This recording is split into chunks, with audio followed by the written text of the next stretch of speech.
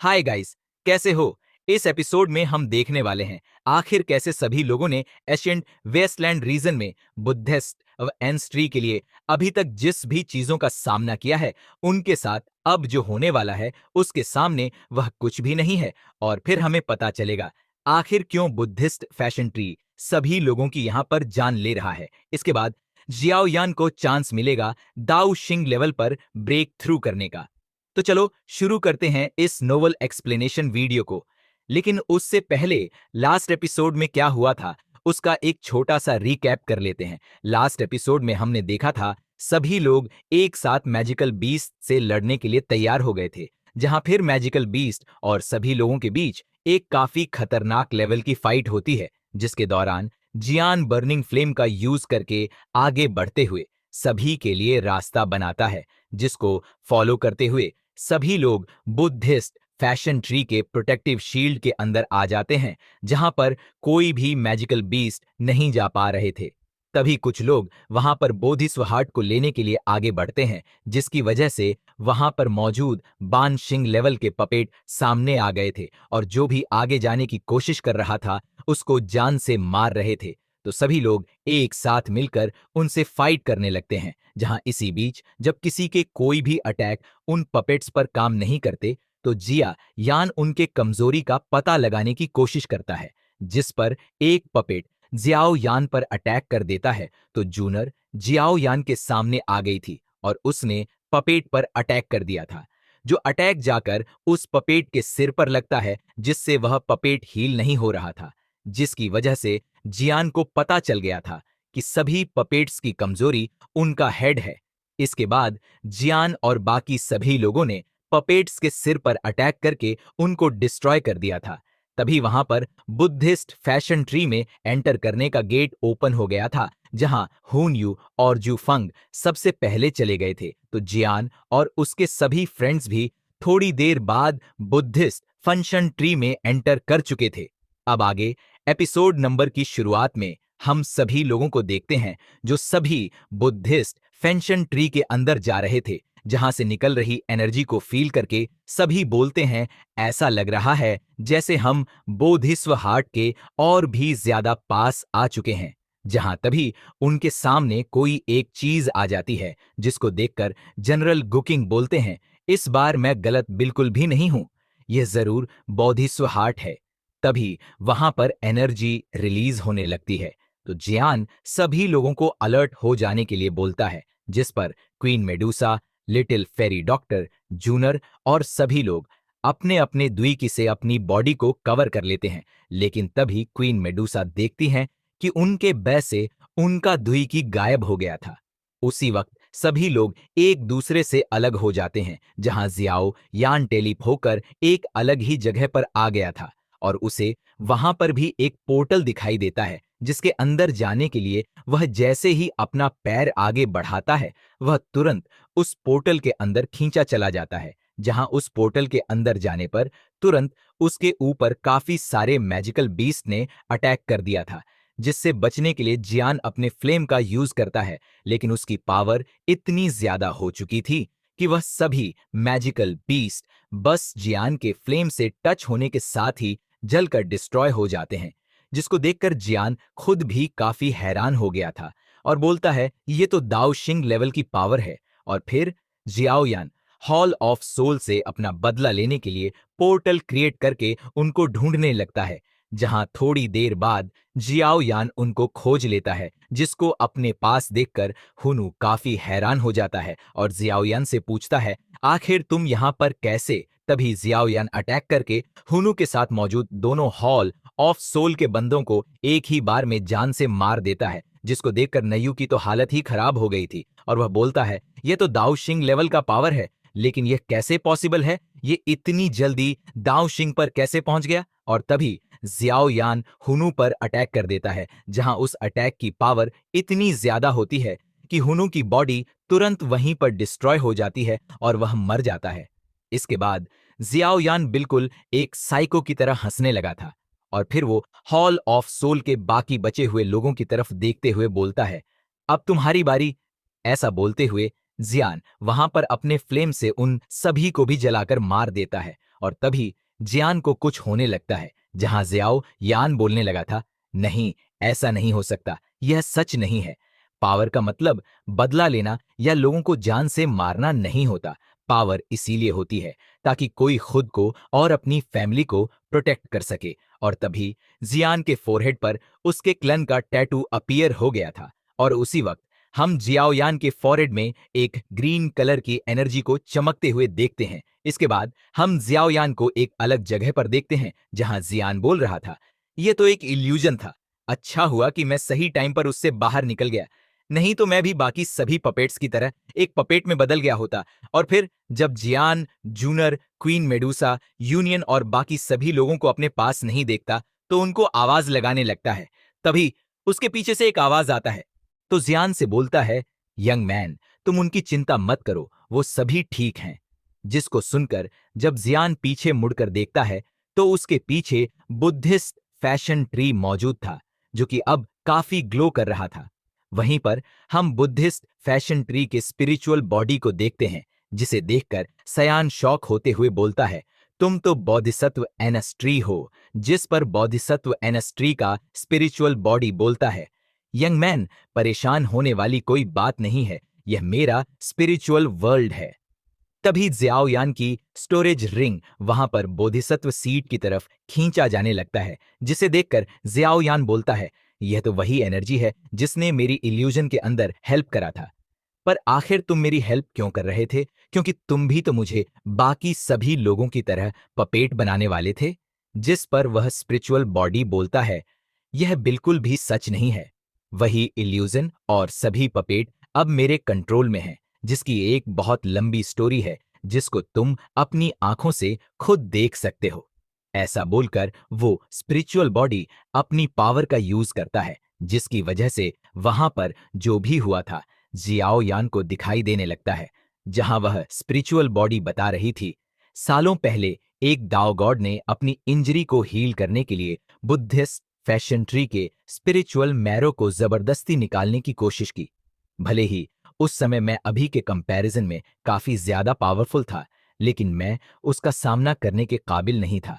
पर उस बंदे के काफी सारे दुश्मन थे, जहां उन्हीं में से एक दुश्मन ने, जब वह इंजर्ड था, तब उसको खोज लिया और पीछे से अटैक करके उसे काफी इंजर्ड कर दिया। लेकिन मैंने भी कभी इस बारे में नहीं सोचा था कि वह खुद को डिस्ट्रॉय कर लेगा। जहां उसके डिस्ट्रक्शन की वजह से मैं बहुत ही ज्यादा इंजर्ड हो गया था। और इन सालों के दौरान यहां पर काफी सारे लोग आए हैं, लेकिन वह सभी उस दाओ गॉड के कॉन्शियसनेस की वजह से मारे गए और पपेट्स में बदल गए, जहां मैं उनको बचाने के लिए कुछ भी न कर सका। तो जियान बोलता है, जू और बाकी सभी लोग, वह कहां पर हैं? जिस पर वह स्पिरिचुअल बॉडी बोलता है, क्योंकि तुम्हारे पास बोधिसत्व सीट मौजूद था और तुम खुद भी उस इल्यूजन से फाइट कर रहे थे, तो मैंने थोड़ी सी अपनी पावर का यूज करके तुम्हारी हेल्प की उससे बाहर आने के लिए, जिसके साथ ही मैं यहां पर 10,000 सालों से मौजूद हूं। लेकिन अब मैं अपने लिमिट तक पहुंच चुका हूं, और अगर यह इसी तरह से चलता रहा तो सिर्फ मैं नहीं बल्कि तुम्हारे सभी फ्रेंड्स भी एक पपेट में बन जाएंगे।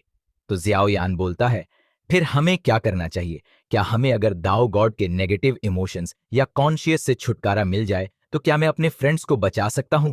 और अगर ऐसी बात है तो सीनियर, प्लीज आप मुझे बताइए कि मुझे क्या करना पड़ेगा। जिस पर वह स्पिरिचुअल बॉडी बोलता है, बहुत बढ़िया, अगर तुम ऐसा सोचते हो तो जाहिर सी बात है तुम कर भी सकते हो। इससे भी बढ़कर तुम्हारे पास हेवनली फ्लेम्स हैं, साथ ही तुमने दाओ गॉड के इल्यूजन का भी सामना किया है। इसके बाद वो स्पिरिचुअल बॉडी काफी सारे बोधिसत्व सीट को जियान के पास ला देता है और बोलते हैं, दाओ गॉड के खुद को डिस्ट्रॉय करने के बाद जो नेगेटिव इमोशन या पॉइजन क्रिएट हुआ था, उसको तुम डायरेक्टली टच नहीं कर सकते। जिससे छुटकारा पाने के लिए तुम्हें इन सभी बोधिसत्व सीट को प्योर एसेंस में रिफाइन करना है, जिसको एब्जॉर्ब करने के बाद मेरी रिकवरी शुरू हो जाएगी, जिससे हमें दाओ गॉड से छुटकारा मिल जाएगा। साथ ही मैं तुम्हारे सभी फ्रेंड्स को भी बचा सकता हूं। इसके बाद जियान बोधिसत्व सीड को प्योर एसेंस में रिफाइन करना शुरू कर देता है और रिफाइन करने के बाद उसको बोधि फैशन ट्री में ट्रांसफर करने लगता है, जहां इस चीज को वह काफी समय के लिए करता है। इसके बाद सीन कट होता है और हम जूनर को देखते हैं, जहां वह अपने इल्यूजन के अंदर जियान को देख रही थी। तभी वह भी होश में आ जाती है। तो जनरल गुकिंग बोलते हैं, जूनर फाइनली तुम भी होश में आ गई। जहां जूनर वहां के नजारे को देखकर बोलती है, sister union, little fairy doctor, आखिर यहां पर यह सब कुछ क्या हो रहा है? वहीं पर अब बाकी सभी लोगों को, जनरल गकिंग, लिंग और ब्लैक सबमर्ज्ड आर्मी के लोगों को भी देखते हैं, जो एक एनर्जी बॉल में कैद होते हैं, जहां वह सभी भी इल्यूजन देख रहे थे। तभी उनके एनर्जी बॉल डिस्ट्रॉय होना शुरू कर देते हैं और फिर सभी लोग एक एक करके होश में आने लगे थे। जहां क्वीन मेडूसा भी हैरान होते हुए बोलती है, आखिर यहां पर सच में क्या हो रहा है? तो यूनियन बोलती है, ऐसा लगता है कि हम सभी किसी इल्यूजन के अंदर फंस चुके थे और मुझे अभी भी यकीन नहीं कि यह सब कुछ जो हमें दिखाई दे रहा है यह सच है भी या कोई इल्यूजन है। और जब वहां पर जूनर को जियान नहीं दिखाई देता तो बोलती है, आखिर जियान कहाँ है? तो जनरल गकिंग बोलते हैं, जूनर परेशान ना हो, यहां पर आए हुए काफी सारे लोग भी अभी मौजूद नहीं हैं। इसका मतलब जियाओ यान भी थोड़ी देर में आ जाएगा। तभी हम वहां पर होनू को देखते हैं, जो हंसते हुए बोल रहा था, मैं हूं सबसे ज्यादा पावरफुल, कोई भी मेरे बराबर नहीं। अब से मैं हूं होन क्लान का असली लॉर्ड, मतलब कि लीडर। और तभी वो ग क्लन के लोगों को देख लेता है और सरप्राइज होते हुए बोलता है, मैंने तो तुम्हें मार दिया था ना, तो फिर तुम लोग अभी भी जिंदा कैसे हो? पर कोई बात नहीं, मैं एक बार फिर से तुमको मार दूंगा। ऐसा बोलते हुए वो अटैक करने के लिए तैयार हो जाता है। तो जनरल गकिंग बोलते हैं, हुनू होश में आओ, तुम अभी इल्यूजन में फंसे हुए हो। तो हुनू बोलता है, रुको, पहले मैं तुमको किल करूंगा, फिर तुम्हें खुद पता चल जाएगा ये इल्यूजन है या रियल। तभी हम देखते हैं हुन यू को एक ग्रीन कलर की एनर्जी जाकर हिट होती है, जिससे वो थोड़ा सा एंजॉयड हो जाता है। और तभी वहां पर बुद्धिज्म एंस ट्री का स्पिरिचुअल बॉडी आ जाता है, जिसको देख सभी लोग हैरान होते हैं। फिर वो बुद्धिज्म स्पिरिचुअल बॉडी बोलता है, तुम सभी लोग अपने लालच, अहंकार, आलस और जलसी में ऑलरेडी फंस चुके थे। तुम सभी को तो इस यंग मैन का थैंक यू करना चाहिए, जिसकी वजह से तुम आज यहां पर जिंदा बच सके हो। अगर यह यहां पर ना होता तो तुम सभी भी बाकी पपेट्स की तरह एक पपेट बन गए होते। जियाओ यान की डेस्टिनी में यहां आना और बुद्धिस्व हार्ट को लेना लिखा हुआ था, और जबकि तुम सभी लोग उसके साथ आए, तो इसीलिए इंतजार करो। जब जियाओ यान होश में आएगा तो मैं तुम सभी को यहां से बाहर भेज दूंगा। जियाओ यान को बुद्धि सेंशन ट्री के साथ देखकर जूनर उसकी तरफ जाने की कोशिश करती है। तो जनरल गोकिंग बोलते हैं, जूनर अभी जियान को डिस्टर्ब करना बिल्कुल भी ठीक नहीं होगा, ये उसके लिए काफी बड़ी अपॉर्चुनिटी है। जिसको देखकर हुनू बोलता है, ये तो बुद्धिस्व हार्ट है। तो जनरल गकिंग बोलते हैं, नहीं, यह उससे भी बढ़कर कुछ है।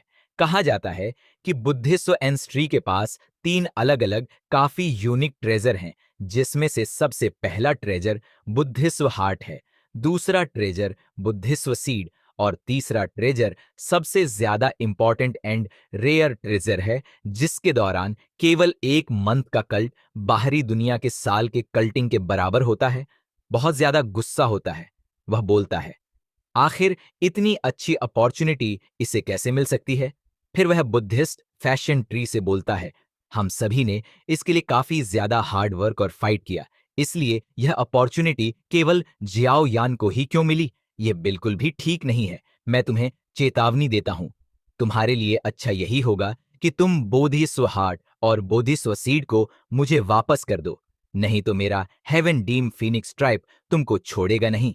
जिसको सुनने के बाद बुद्धिस्ट फंक्शन ट्री जू फिंग पर अटैक कर देता है।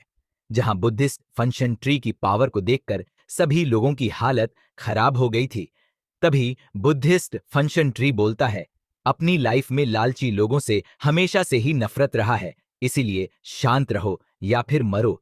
जहां बस उस एक अटैक से ही जूफेन की हालत खराब हो गई थी, तो हेवन डीम फीनिक्स टाइप के बंदे उसको संभालते हैं, जहां किंग लिन उनको चढ़ा रही थी। तो फिर क्वीन मेडूसा बोलती है, लगता है अब हमें भी 1 महीने तक यहां पर वेट करना पड़ेगा।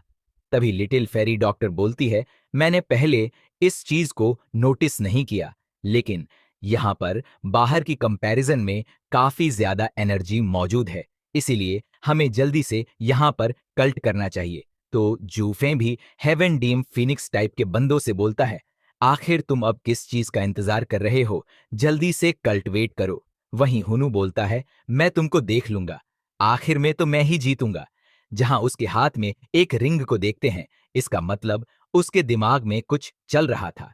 इसके बाद हम 1 महीने बाद का सीन देखते हैं, जहां जूनर देखती है कि बुद्धिस्ट सेंशन ट्री से उसकी पत्तियां नीचे गिर रही थी, और तभी बुद्धिस्ट फेंशन ट्री ने जियाओ यान के चारों तरफ जो केज क्रिएट किया था, वह भी अचानक से टूटकर नीचे गिरने लगता है। तो जूनर आगे बढ़कर उसको पकड़ने की कोशिश करती है, और तभी बुद्धिस्ट फेंशन ट्री वहां से गायब होने लगता है, और फिर सभी लोग बुद्धिस्ट एंस ट्री से बाहर आ जाते हैं, और इसी के साथ यह एपिसोड यहीं पर एंड हो जाता है। नेक्स्ट एपिसोड में यहां पर एंट्री होने वाली है मास्टर याओ लाओ की, जो कि यहां पर बचाने के लिए आएंगे जियाओ यान को, क्योंकि जियाओ यान को जान से मारने के लिए हॉल ऑफ सोल का दाओ शिंग लेवल का एक एल्डर एसेंट वेस्टलैंड रीजन में आने वाला है। इसके साथ ही जियानबान शिंग पर ब्रेक थ्रू करने वाला है। तो अगर एक्साइटेड हो नेक्स्ट एपिसोड के लिए, तो लाइक करो गाइस, और कमेंट करके बताओ एपिसोड आपको कैसा लगा। तब तक के लिए बाय बाय, मिलते हैं एक और न्यू नोवेल एक्सप्लेनेशन वीडियो के साथ। और हाँ, सब्सक्राइब करना मत भूलना।